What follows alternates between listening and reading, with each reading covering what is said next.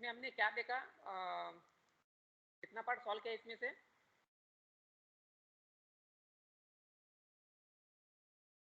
How much part we have completed here?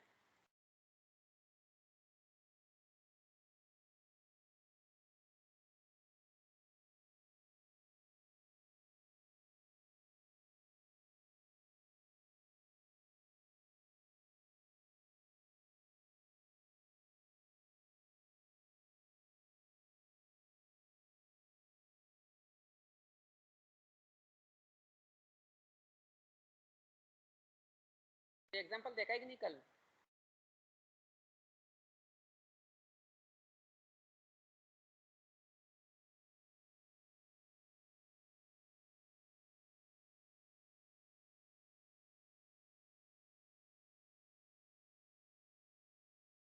Sir ते 42 minute आया था सर एक्चुअल रनिंग।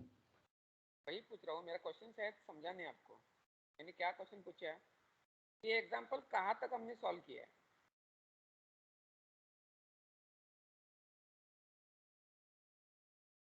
एग्जाम्पल कहाँ तक हमने सॉल्व किया, ये पूछा था मैंने क्वेश्चन। 42 आया, वो मुझे समझ नहीं आया क्या है 42। सर वो रनिंग टाइम निकाला था। रनिंग टाइम निकाला था हमने, ठीक है। तो यहाँ पे एक्चुअली ढूंढना क्या था आपको? What is your aim in this example? What you have to find here?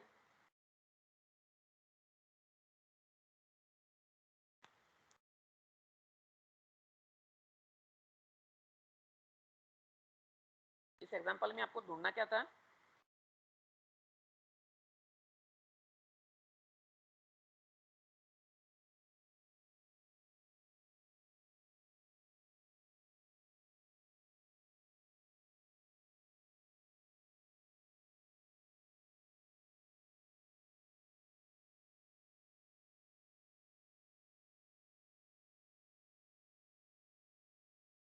अरे इस एग्जाम्पल में क्या करना क्या है, मैंने कल बताया ना। क्या ढूंढना है? What they ask to determine?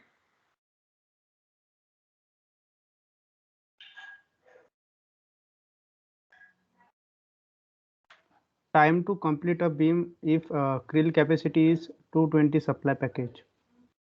Efficiency they want to ask you. Efficiency of the machine. That I told you. They asked to calculate the running efficiency. In other language, determine the time to complete a beam. The krill capacity is 520 supply packages. They asked to calculate the running efficiency of the machine. So that's why we are calculating the running efficiency. He told that we have calculated running time. Why we have calculated running time then? इतना तो समझ में आना चाहिए कि क्या निकालने के लिए बोला है। रनिंग टाइम ऐसे मन में आ गया, निकाल लिया क्या हमने? रनिंग टाइम कब निकालते हैं हम? क्या करने के लिए निकालते हैं?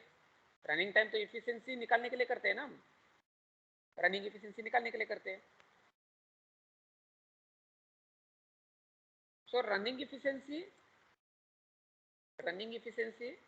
will be actual running time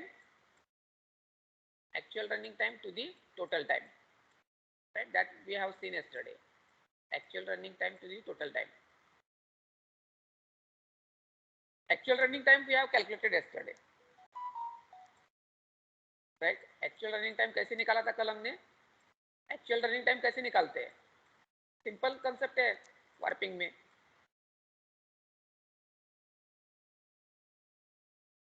suppose अपने को 2 बीम बनाना है, तो 2 बीम बनाने के लिए कितना टाइम लगेगा? स्टॉपेज वगैरह सब छोड़ देने का 8 घंटा का शिफ्ट है, 4 घंटा लगता है। मतलब वो एक्चुअल रनिंग टाइम 4 घंटा हो गया, बाकी का 4 घंटा स्टॉपेज में चला जाएगा। तो likewise you have to calculate. तो यहाँ पे एक्चुअल रनिंग टाइम कैसे निकाल सकते हैं हम? तो उसके लिए आपको क्या मालूम होना जरूरी है कि कितना मीटरेज आप निकाल रहे हो, कितना मीटरेज आप निकाल रहे हो। अब यहाँ पे नंबर ऑफ बीम की कुछ जरूरत है क्या? नंबर ऑफ बीम की कुछ जरूरत है नहीं यहाँ पे, क्योंकि एक ही बीम बना रहे हैं हम यहाँ पे, तो इसलिए नंबर ऑफ बीम लेने की जरूरत नहीं है। बट लेंथ कितना चल रहा है अपना 3000 मीटर। बीम के ऊपर लेंथ कितना चाहिए 3000 मीटर लेंथ चाहिए, 3000 मीटर लेंथ अपने को चाहिए।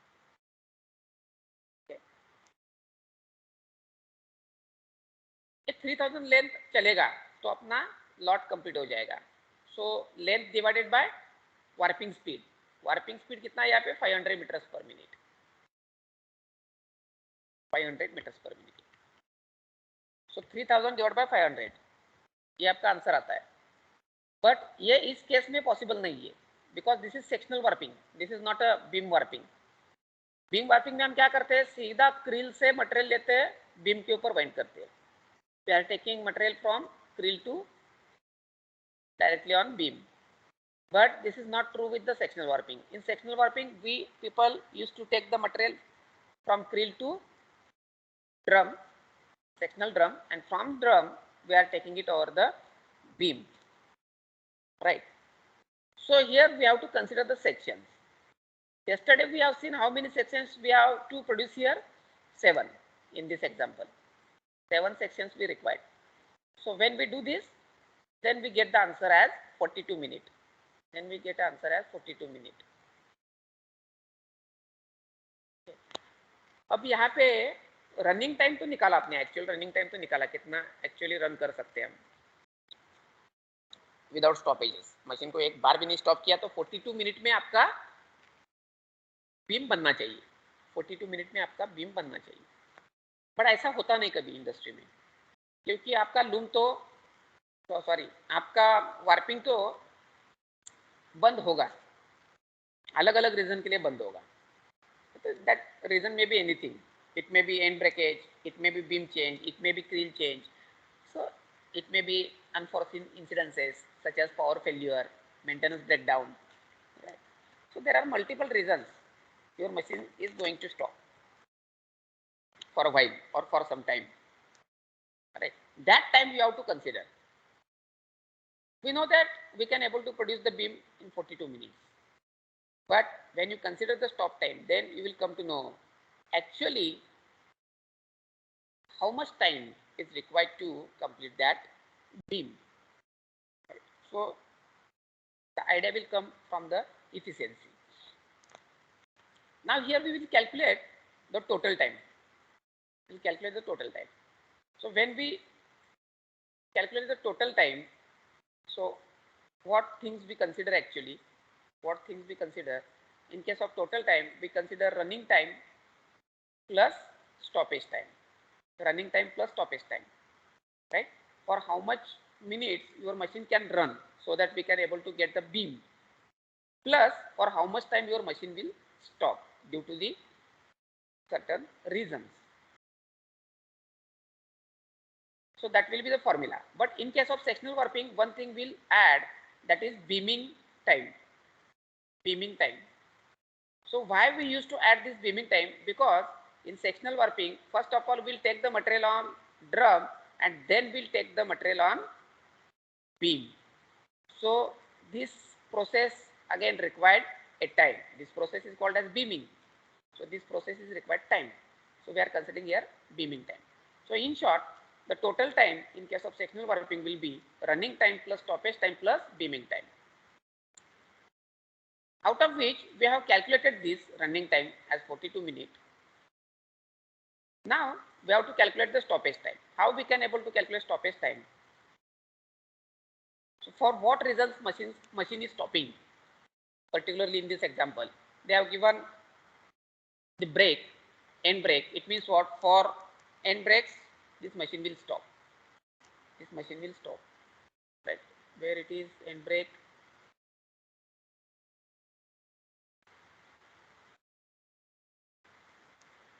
Okay. Brakes during warping average 20 per beam. So कितना ब्रेक होता है वहां पे? हम यहाँ पे पहले निकालते हैं break time, break mending time. आप लिखो break mending time, break mending time, और you can write break repair time.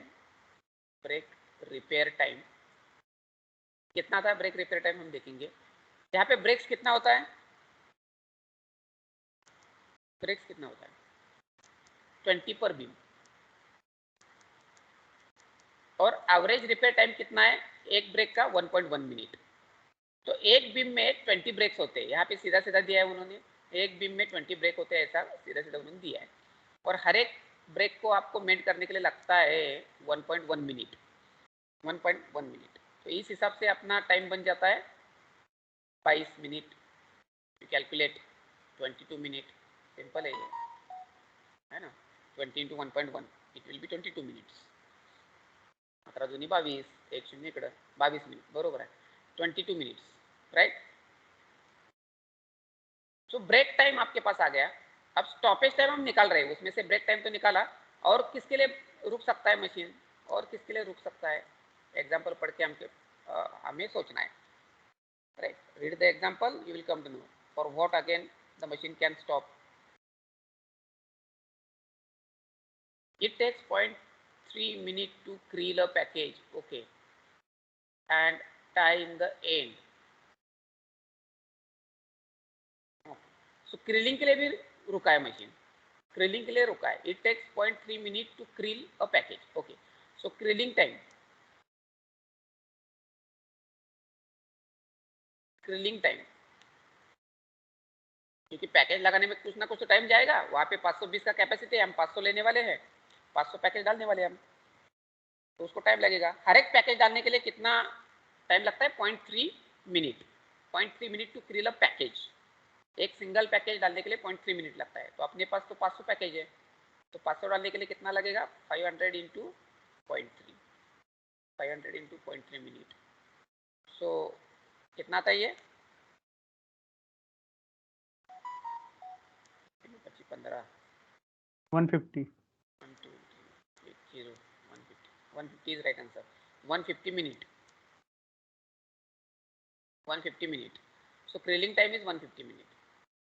Then third, और किसके लिए रुक सकता है, अब यहाँ पे क्रीलिंग का समझ में आ गया, tie in the end, and 2.5 minute per section for leasing and moving the traverse.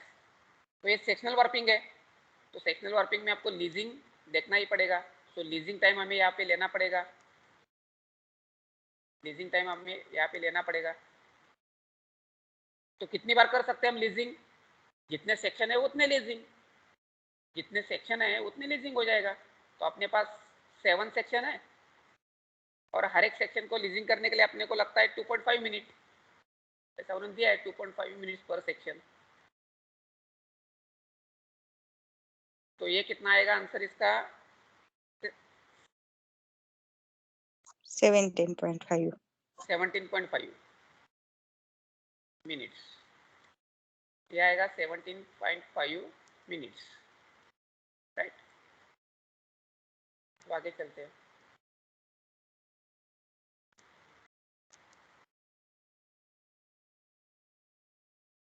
और किसके लिए मशीन स्टॉप हो सकता है,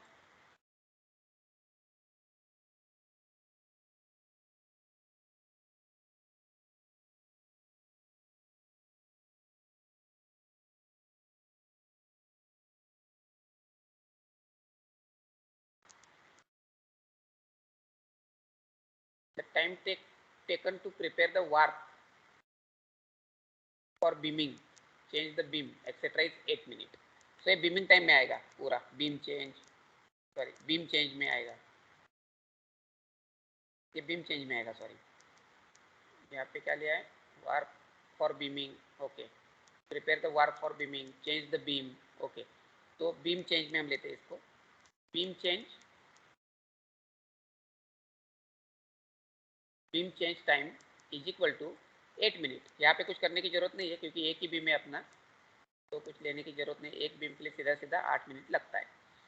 तो अपने पास टोटल 4 स्टॉपेज टाइम आ गए, और कुछ है क्या, नहीं। तो अपने पास 4 स्टॉपेज टाइम आ गए।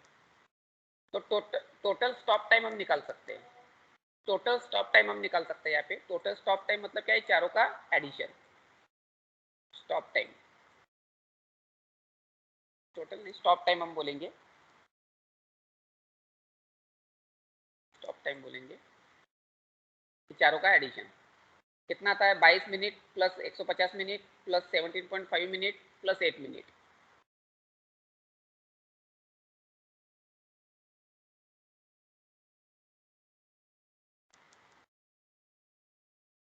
197.5. 197.5 minutes.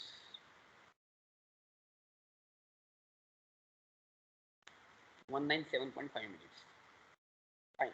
तो अपने पास स्टॉप टाइम आ गया। अब दो चीजें अपने पास आ गई, रनिंग टाइम आया, स्टॉप टाइम आया। अब बीमिंग टाइम निकालना पड़ेगा। बीमिंग टाइम, तो बीमिंग टाइम कैसे निकाल सकते हैं हम? यहाँ पे कुछ दिया है क्या इंफॉर्मेशन बीमिंग टाइम निकालने के लिए?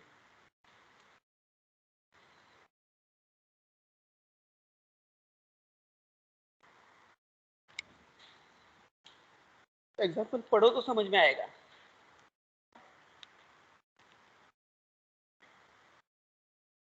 बीमिंग टाइम निकाल सकते हैं क्या?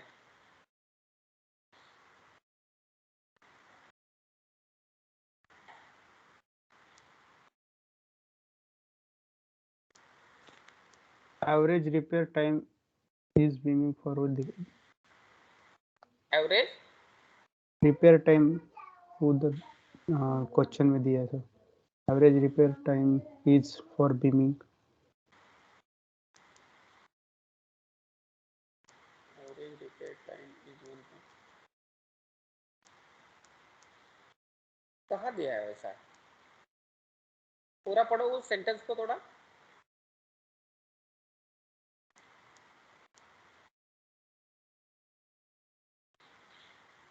Average repair time is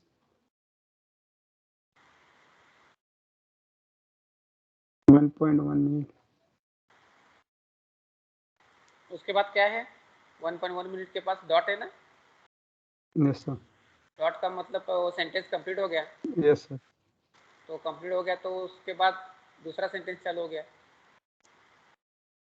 yes sir. कहाँ दिया है बीमिंग के बारे में?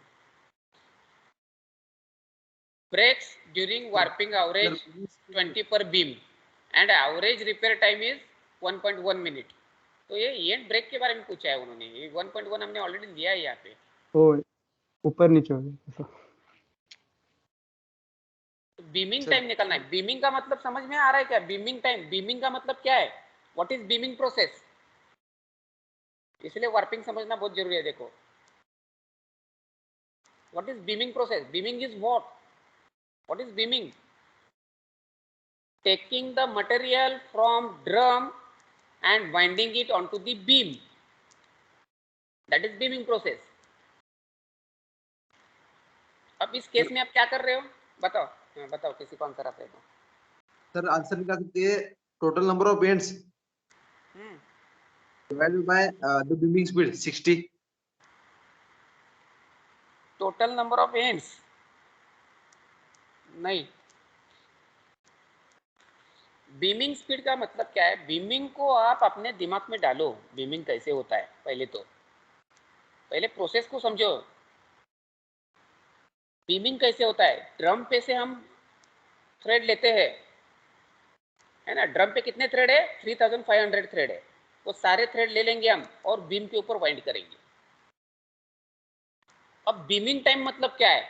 वो सारे थ्रेड जब तक खत्म नहीं होते तब तक कितना टाइम लगेगा? मतलब वो बीम कंप्लीट होने के लिए कितना लगेगा? लेंथ लेना पड़ेगा ना वहां पे। प्रोसेस को समझो। बीमिंग टाइम मतलब क्या है? लेंथ खत्म होने तक ही बीमिंग करेंगे ना। लेंथ जब तक खत्म नहीं होता तब तक बीमिंग चलता रहेगा अपना, जो रिक्वायर्ड लेंथ बोलता हूं मैं। वैसे तो अगर ड्रम पे बहुत 10,000 मीटर है, बट हमारा रिक्वायर्ड लेंथ तो 5,000 मीटर है, तो 5,000 मीटर तक ही हम बीमिंग करेंगे।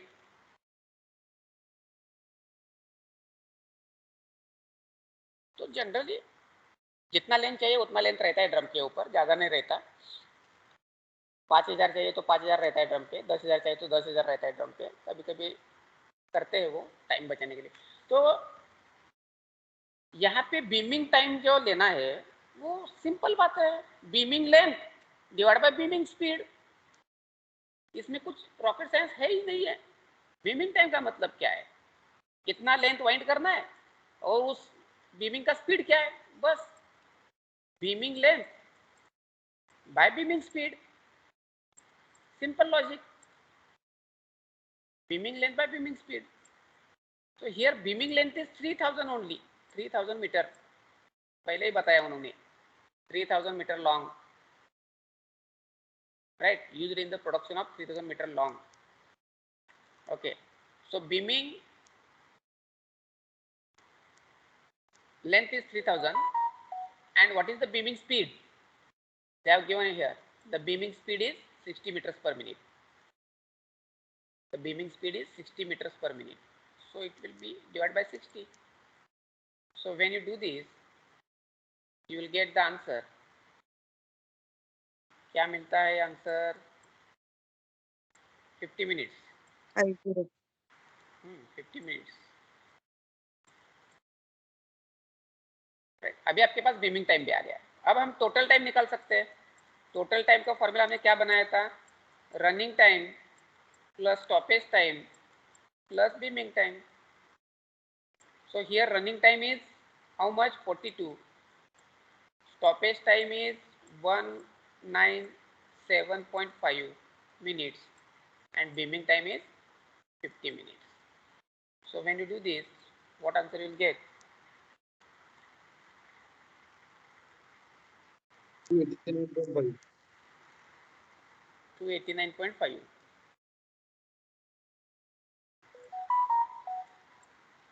To 89.5 minutes. Okay, 5 minutes. तो अभी आपके पास आ गया 289.5 minutes टोटल टाइम. अब हम रनिंग एफिशिएंसी निकाल सकते हैं. So that running efficiency is equal to actual running time, that is 42 minutes, divided by percentage में लेना पड़ता है, divided by total time. Here total time is 289.5 into 100.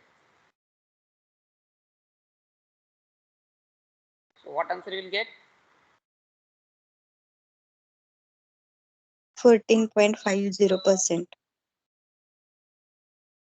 14.5%. So here the running efficiency of the machine is 14.5%. 14.5%. This is the answer. This is the answer.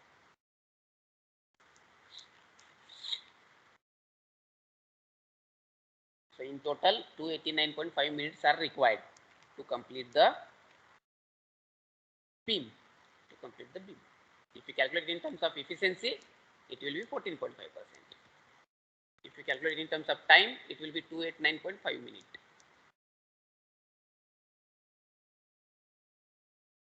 Okay. So in this way, we have to solve this example.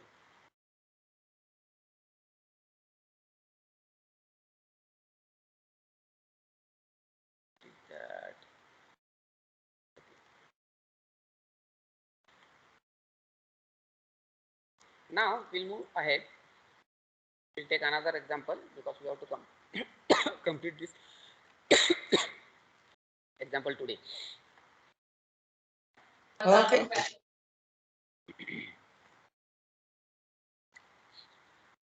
Write down this example. Again, this example is based on warping.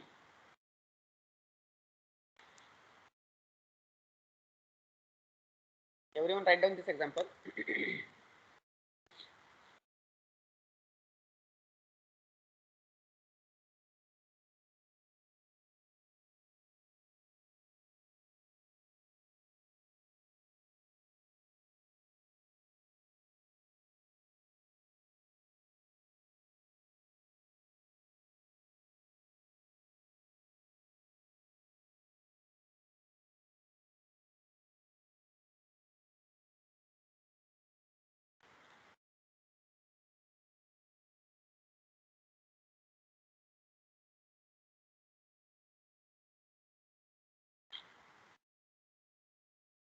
इसमें कुछ तो गड़बड़ है. 1 minute रुको.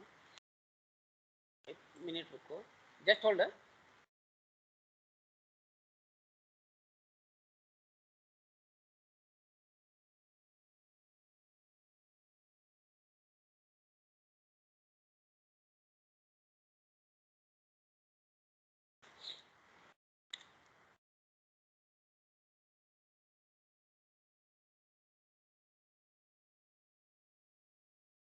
आप लिखो, मैं यहाँ पे लिखता हूँ। एग्जाम्पल में कुछ गड़बड़ नहीं है।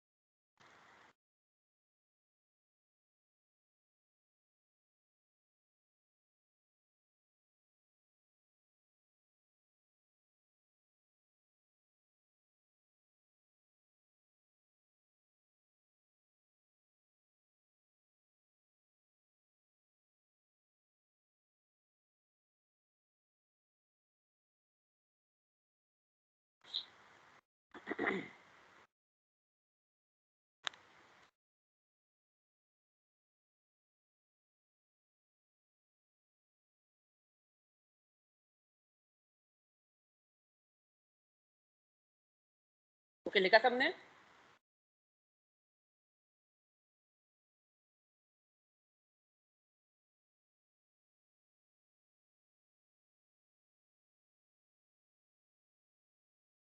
Yes sir. ठीक है, ये डायग्राम भी निकाला क्या?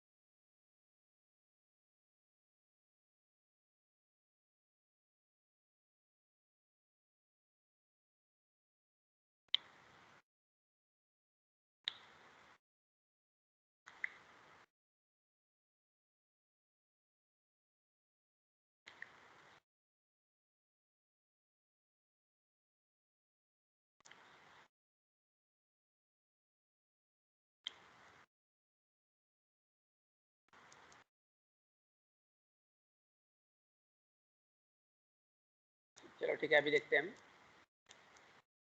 सो क्या दिया example? Multi coloured warps of a 20x spun yarn are wound on a horizontal sectional warping mill of 1.5 meter diameter, right? So on this warping mill, the inclines are fixed at 15 degree to the axis. Each warp is 3000 meter long and 2 meter wide and contains 6500 ends. The warp density on the mill is 0.6 grams per cubic centimeter. Determine the depth of yarn on the mill when the warp is completed and the corresponding retraverse per section. ये पूछा है.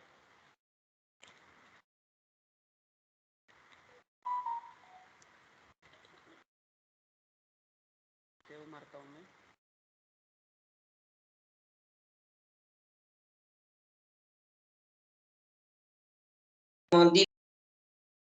Okay. तो actually example वैसे तो बहुत simple है. क्या concept हम देखते हैं यहाँ पे. Again multi colour warping is there. Obviously this is sectional warping. The yarn count is 20 takes, that is given. The diameter of sectional warping mill is 1.5 meter. So यहाँ पे एक डिजाइन दिया है वार्प का, मिल का. तो मिल का मतलब वही रहता है, सेक्शनल ड्रम रहता है. अलग अलग नाम से हम बोलते हैं. सेकेंडरी में हमने देखा था मिल बोलते हैं, कभी स्विफ्ट बोलते हैं, कभी ड्रम बोलते हैं. तो इस मिल का डायमीटर उन्होंने कितना दिया है. This is your drum actually which has the inclines here, right? And the diameter of mill is 1.5 meter. Diameter of mill is 1.5 meter. Say we can say that D1 is 1.5 meter. इसको हम नाम देते हैं D1. Inclines are fixed at 15 degree. हमें मालूम है sectional warping machine का drum कैसा रहता है. एक साइड में इंक्लिनेशन रहता है. तो ये इंक्लिनेशन है दोनों साइड से. तो ये कितना एंगल है इंक्लिनेशन का. 15 डिग्री टू दी एक्सिस. ये कितना है. 15 डिग्री है. तो 15 degree, 15 degree. Each warp is 3000 meter long. जो इसके ऊपर वार्प आने वाला है, ड्रम के ऊपर जो वार्प आने वाला है, जो यहाँ पे दिखाया हमने, राइट, शेडेड करके दिखाया यहाँ पे. तो ये 3000 मीटर है. कितना है. 3000 मीटर है. And 2 meter wide. मतलब यहाँ से हमने चालू किया वार्पिंग करने के लिए, यहाँ पे आके रुक गए. तो ये कितना है. 2 मीटर है. कितना है. 2 मीटर वाइड है.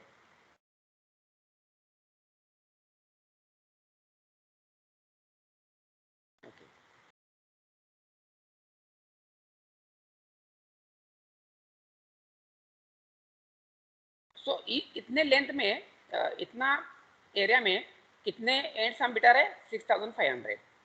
We are putting 6500 ends. And the density at which we are going to wind the warp on the drum is 0.6. ये गलती से ऐसा हो गया. This is 0.6. 0.6 gram per cubic centimeter. 0.6 gram per cubic centimeter. So the density is 0.6 gram per cubic centimeter. Now इतना सारा data उन्होंने दिया है और पूछा क्या है. Determine the depth of yarn on the mill when the warp is completed. जब आप वार्पिंग कंप्लीट हो जाएगा आपका, तो कितना डेप्थ यार्न आप डाल सकते हो. मतलब कितना लेयर डाल सकते हो. कितना लेयर मतलब कितना डिस्टेंस में लेयर आप डाल सकते हो. सो इन शॉर्ट यहाँ पे हम बोल सकते हैं कि यहाँ से सरफेस से हमने स्टार्ट किया वार्पिंग और वो वार्प भर भर के यहाँ तक आ गया, फिल करके यहाँ तक आ गया. तो ये डिस्टेंस है. तो ये डिस्टेंस पूछा है उन्होंने. How much depth of yarn you can able to fill, right? How much depth of yarn on the mill when the warp is completed. तो ये पूछा है इन्होंने. और दूसरी चीज क्या निकालने के लिए पूछा है. the corresponding retraverse per section. अब देखो हम सेक्शनल वार्पिंग को अगर देखेंगे तो हम उसके ऊपर वार्पिंग कैसे करते हैं. Section wise. तो ये सेक्शन कंप्लीट हो गया, फिर आगे वाला सेक्शन लेते हैं. ये कंप्लीट हो गया, फिर आगे वाला सेक्शन लेते हैं. ये कंप्लीट हो गया, फिर आगे वाला सेक्शन लेते हैं. सो सेक्शन वाइज हम करते हैं. तो वहाँ कुछ तो मिनिमम ट्रैवर्स रहेगा ये ट्रैवर्स इतना ही रहेगा, इस लेंथ से इस लेंथ तक। फिर अगला सेक्शन चालू होगा तो यहाँ से यहाँ तक ट्रैवर्स होगा, फिर अगला चालू होगा तो यहाँ से यहाँ तक ट्रैवर्स होगा। तो हर एक सेक्शन का ट्रैवर्स रहता है, राइट। तो वो ट्रैवर्स उन्होंने पूछा है, तो हम यहाँ पे देख सकते हैं यहाँ से स्टार्ट हुआ है वार्पिंग करना, आगे मटेरियल फिल हो रहा है, आगे मटेरियल फिल हो रहा है यहाँ तक। ये ट्रैवर्स है एक सेक्शन का, सॉरी ये नहीं है,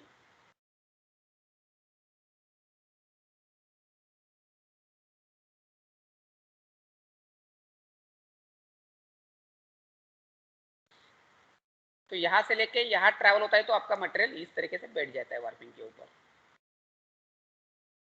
इस तरीके से आपके वार्पिंग के ऊपर मटेरियल बैठ जाएगा। तो यहाँ से लेके यहाँ तक जो ट्रैवर्स कर रहा है आपका ट्रैवर्स, तो वो डिस्टेंस को मान के चलते हैं हम टी,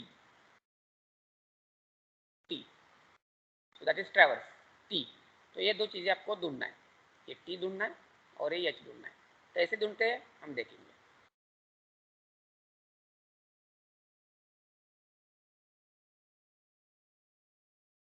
अब यहाँ पे हम किसका यूज करेंगे ये डेप्थ निकालने के लिए? तो एक्चुअली अपने को चाहिए क्या यहाँ पे, ये डेप्थ चाहिए मतलब क्या है, ये देखो अगर आपने यहाँ से मार्क किया ज्योमेट्री और यहाँ से मार्क किया तो एक डिस्टेंस बन जाएगा, डिस्टेंस बन जाएगा, ठीक है ना। उसको हम मान के चलते D2, डायमीटर D2 बोलते क्योंकि ये क्या हो गया, पूरा सिलेंडर ही हो गया ना ये। तो अगर आप कंसिडर करोगे तो ये पूरा सिलेंडर ही हो गया ये, तो ये हो गया D2 अपना D2। एक्चुअली ये कैसे निकाल सकते हैं फिर, कोई बता सकता है एच कैसे निकाल सकता है? ये D2 है, उसमें से D1 माइनस करेंगे, उसमें से D1 माइनस करेंगे, तो D2 से D1 माइनस निकला तो क्या बन जाए, क्या बच जाएगा अपने पास? ये पोर्शन बचेगा और ये पोर्शन बचेगा, ये दो पोर्शन बचेंगे। सो आपके पास आएगा क्या, क्या आएगा? D2 माइनस D1 किया तो जो भी वैल्यू आएगा, एक्स वैल्यू आएगा, जो भी कोई भी एक्स वैल्यू आपके पास आ जाएगा। तो उसको अगर हम डिवाइड 2 कर सकते हैं, डिवाइड बाई 2 कर सकते हैं क्योंकि यहाँ पे इतना पोर्शन है, यहाँ पे इतना पोर्शन है। उसको अगर हम डिवाइड बाई 2 करेंगे तो आपको क्या मिल जाएगा? एच मिल जाएगा, आपको क्या मिल जाएगा? एच मिल जाएगा। तो यही हम निकालने वाले हैं, यही हम निकालने वाले हैं। तो किस तरीके से इस D2 को हम निकाल सकते हैं वो देखना है पहले, क्योंकि D1 तो पता है, कैसे तो भी करके इस D2 को निकालना पड़ेगा।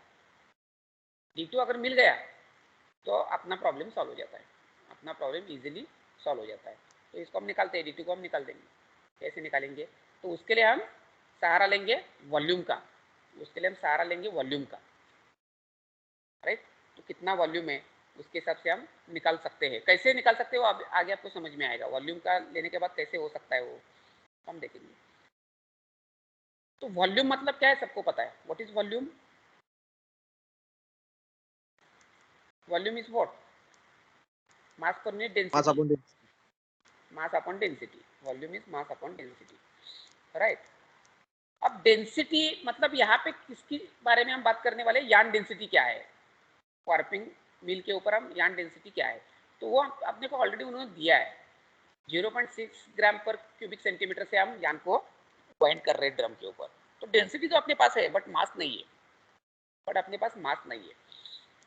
तो मास निकालेंगे, सबसे पहले हम मास निकालेंगे। तो देखो हम वॉल्यूम निकाल रहे हैं, हम क्या निकाल रहे हैं? Volume of yarn, right. Volume of yarn हम निकाल रहे हैं। तो यहाँ पे उसके लिए लगेगा क्या? मास लगेगा, उसके लिए लगेगा mass. So how we can able to calculate mass? किसका मास है? यान का मास। कितना यान हम ड्रम के ऊपर डाल रहे हैं, कितना यान हम ड्रम के ऊपर डाल रहे हैं। तो कैसे पता चलेगा? सिंपल, मास निकालने का सिंपल फॉर्मूला मैंने आपको बताया। What is that formula? Length into linear density. What is that formula? Length into linear density. So length into linear density we can write here, right. So how much length we are putting over the mill or sectional drum, we can say 3000 into 600, 6500. The length. I'm talking about length. 3000. 3000 meter into, सही है ना? Too wide. 3000 meter is the length of single warp. Is the length of single warp. So likewise, we are having there 6500 ends. उसको पकड़ना पड़ेगा ना?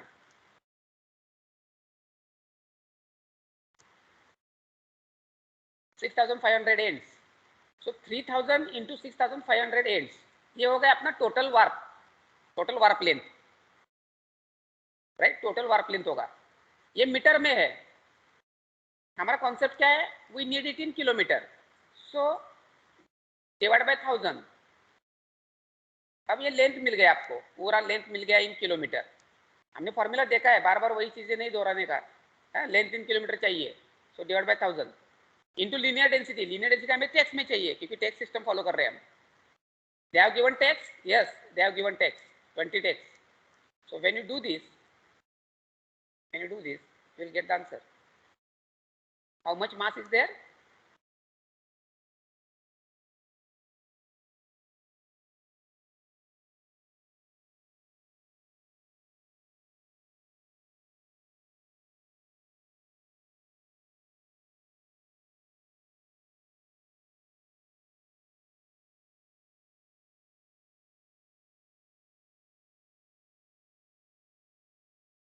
जल्दी बताओ. 3,90,000 ग्राम. yes 3,90,000 ग्राम. ये आ गया मास. अब आपके पास मास आया, so you can able to calculate volume easily. So volume is equal to mass per unit density.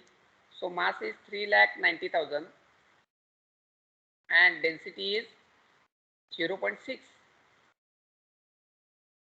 So what answer you will get?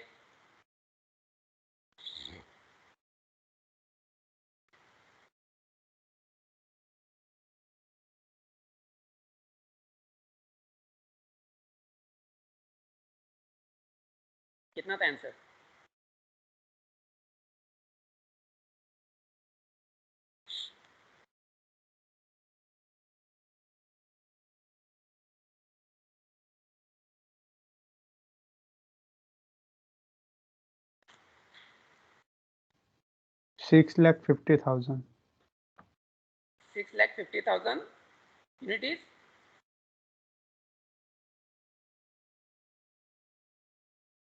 centimeter cube.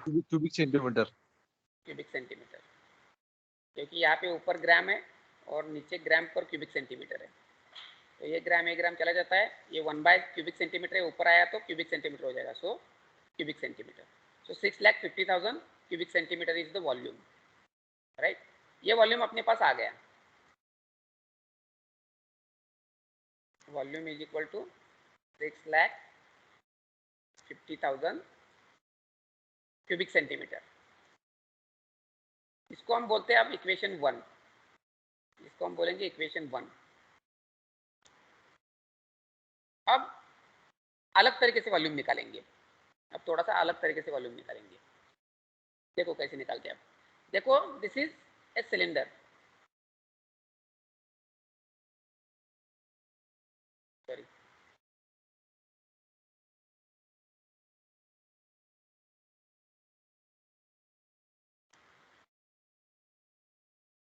ये क्या है? सिलेंडर है. अब इस सिलेंडर का डायमीटर क्या है? d2 है. यहाँ से लेके यहाँ तक ये सिलेंडर का डायमीटर क्या है? d2 है. अब हम वॉल्यूम निकाल सकते हैं क्या इस सिलेंडर का? इस सिलेंडर का वॉल्यूम निकाल सकते हैं क्या? वॉल्यूम ऑफ सिलेंडर निकाल सकते हैं क्या? वही है, सेम ड्रम ही है वो एक्चुअली. उसके ऊपर खाली हमने क्या किया? यान वाइंड किया, तो यान इसके ऊपर आ गया. तो ये हमने ऐसा कंसिडर किया कि ये सिलेंडर है. ऑब्वियसली वो सिलेंडर ही है. राइट. अगर देखोगे तो वॉल्यूम ऑफ सिलेंडर हम निकाल सकते हैं. कितना आता है वॉल्यूम ऑफ सिलेंडर? क्या आता है? Pi are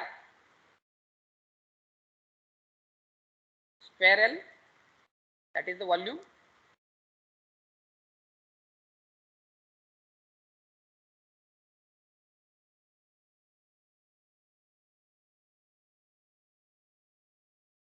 volume of cylinder is equal to pi r square l. वही चीज हम फिर से कर रहे हैं, अलग वे से कर रहे हैं। यहाँ पे मास निकाल के हमने वॉल्यूम निकाला, मास ऑफ यान निकाल के वॉल्यूम निकाला। Now here we are taking a concept of cylinder, right? So volume of cylinder is pi r square L. Volume of cylinder is pi r square L. So pi is constant, r is what? How much is the r here? How much is the r here? Say, see. So this is the diameter actually. But actually what we are doing here, थोड़ा सा यहाँ पे देखो twist है क्या, ये पूरा cylinder को मैंने कंसिडर किया, ये पूरा सिलेंडर को मैंने कंसिडर किया, और जस्ट 5 मिनट्स बिफोर हमने ये जो वॉल्यूम निकाला है ना, ये वॉल्यूम किसका निकाला है हमने? खाली यान का निकाला है। खाली किसका निकाला है? यान का। यान जो वार्पिंग मिल के ऊपर है उसका निकाला है। तो यहाँ पे भी तो यान का ही निकालना पड़ेगा, क्यों इतना बड़ा सिलेंडर का निकाल रहे हैं हम, तो यहाँ पे भी हम यान का ही निकालेंगे, यान का ही निकालेंगे। तो यान का निकालना है आपको वॉल्यूम, जो भी सिलेंडर फॉर्म में बैठ गया है, उसमें सिलेंडर फॉर्म में बैठ गया है वो ड्रम के ऊपर। अब यान का अगर आपको निकालना है तो क्या करेंगे, आपने को इतना ही पार्ट कंसीडर करना पड़ेगा डायमीटर में, इतना ही पार्ट कंसीडर करना पड़ेगा। अब इतना पार्ट आएगा कहाँ से? मुझे सिंपल चीज है, यहाँ पे मुझे ये डायमीटर D2 है और डायमीटर D1 है। अगर मैं D2 माइनस D1 करता हूँ, अगर मैं D2 माइनस D1 करता हूँ तो मुझे ये पार्ट मिल जाएगा, ये और ये पार्ट मिल जाएगा। तो मैंने D2 माइनस D1 कर लिया, यहाँ पे ये पार्ट मिल गया, मतलब ये मेरा डायमीटर हो गया एक्चुअली सिलेंडर का, जो यान के सिलेंडर का मैं बता रहा हूँ, यान के सिलेंडर का जो मैं बता रहा हूँ। ठीक है, कंसीडर करते समय हम लॉजिकली पूरा सिलेंडर को कंसीडर किया ताकि आपको वो फॉर्मूला मिल जाए वहाँ पे पाई आर स्क्वायर एल। अब रियल में हम यान का सिलेंडर को कंसीडर कर रहे हैं, रियल में जब हम निकाल रहे हैं वॉल्यूम को, तो यहाँ पे वो डायमीटर आ जाएगा D2 minus D1, D2 minus D1, right. अब जो कि यहाँ पे R है तो इसको मुझे क्या करना पड़ेगा? डिवाइड बाय 2 करना पड़ेगा, right. Diameter by 2 is the radius, so I will take here D2 square minus D1 square y square, because in the formula there will be R square. So D2 square minus D1 square divided by 4, divided by 4. So ये यहाँ पे आ गया R square into L। अब ये कितना length में बैठा है आपका यान? यहाँ पे देखो सिलेंडर का लेंथ कितना है यहाँ पे? 2 metre. So I will write here 2 metre है। सो एक्चुअली यहाँ पे मेरा यूनिट सेंटीमीटर क्यूब है, तो इसको मैं अभी इसको सेंटीमीटर में ले लेता हूँ। 2 मीटर को सेंटीमीटर में कन्वर्ट किया तो 200 सेंटीमीटर हो जाता है, वो 200 सेंटीमीटर हो जाता है। अब आपको क्या करना है, इसको थोड़ा सा देखना है। यहाँ पे क्या आ गया? Volume is equal to pi into D2 square minus D1 square divide by 4 into 200। This is your equation second, this is your equation second. अब अपने पास दो इक्वेशन आ गए, अब अपने पास दो इक्वेशन आ गए। मैं थोड़ा सा आगे लेता हूँ। वॉल्यूम इज इक्वल टू, पहला इक्वेशन क्या आया था? 6,50,000 आया था सेंटीमीटर क्यूब, और दूसरा क्या आ गया? पाई into D2 square minus D1 square divided by 4 into 200।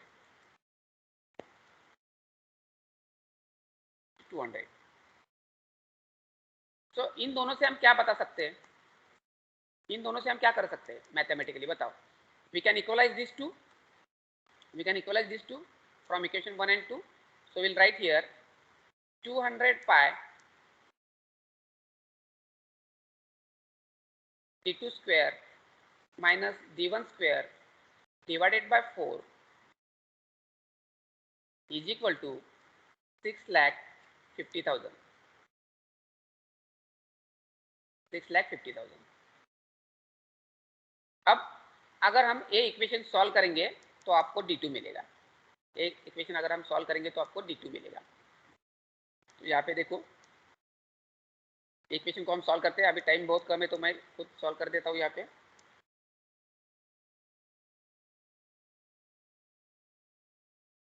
d2 square minus d1 square divided by 4 is equal to 6,50,000 divided by 200 pi, right? So we can write here d2 square minus d1 square is equal to 6,50,000 into 4, ये 4 उधर चला जाएगा, divided by 200 pi. You do this calculation and tell me how much it is.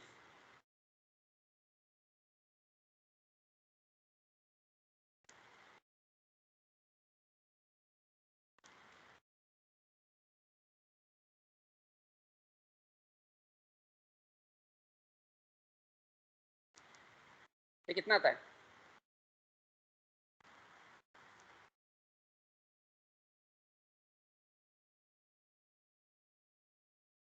4,138. 4,138. ठीक है. So now d2 square is equal to 4,138 plus d1 square. अब d1 square क्या है? d1 है क्या अपने पास? d1 अपने पास है. d1 अपने पास है. d1 कितना है? How much is the d1? 150. 1.5 metre है ना वो. So 150 centimetre. So 150 square. जब ये कैलकुलेशन करोगे तो d2 square is equal to आ जाएगा. कितना आता है d2 square is equal to? 26638. 2638. 26 638. 638. 26638. 26,638. Right. ये d2 स्क्वायर आता है. तो यहाँ पे हम d2 निकाल सकते हैं. d2 is equal to square root of 26638. How much is the d2? 163.21. How much? 163.21. 163.21. So d2 is 163.21. Now we can calculate d2 minus d1 is equal to 163.21 minus 150. कितना आता है? 13.21. 13.21. So देखो, so 13.21 सेंटीमीटर आपका आ गया. हाँ, d2 minus d1 मतलब क्या आ गया? d2 माइनस d1 मतलब ये पार्ट प्लस ये पार्ट. ठीक है. अब डिवाइड बाय 2 करेंगे तो अपने को h निकल जाएगा. तो हम यहाँ पे लिख सकते हैं h is equal to d2 minus d1 divided by 2. So here d2 minus d1 is 13.21 divided by 2. Therefore h is equal to how much it is? 6.6. Huh? 6.6. 6.6 centimetre. यहाँ पे इसका आंसर क्या है? How much depth of yarn you can have after the completion of work is centimeter. Is 6.6 centimetre. अब second part इसका जट से देखते हैं. करस्पॉन्डिंग रिड ट्रैवर्स पर सेक्शन. तो ये ट्रैवर्स की निकालना है. अब यहाँ पे हम छोटा सा ट्रिग्नोमेट्री देखते हैं. अगर आप देखेंगे तो यहाँ पे you can see this is a triangle, right? Right angle triangle. So what they have given, this theta is given 15 degree. H now we know h is 6.6 centimetre. अभी अभी हमने निकाला. ठीक है. तो ये t निकाल सकते हैं क्या? ये t निकाल सकते हैं? निकाल सकते हैं. t निकाल सकते हैं. tan थीटा बताओ मुझे क्या है यहाँ पे? tan थीटा क्या आ जाएगा? h upon t. h upon t, that is your tan theta, h upon t, right? Therefore t is equal to h मतलब कितना है 6.6 और ये tan थीटा नीचे आएगा अभी क्योंकि t इधर आ गया तो tan थीटा इधर नीचे आएगा tan of 15 जब ये कैलकुलेशन करोगे तो आपको t मिल जाएगा कितना आता है t ट्रैवर्स कितना आता है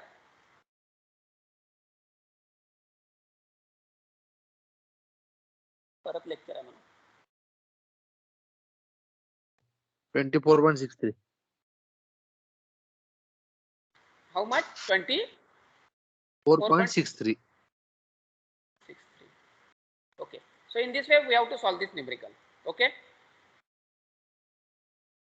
the remaining numericals will see next lecture.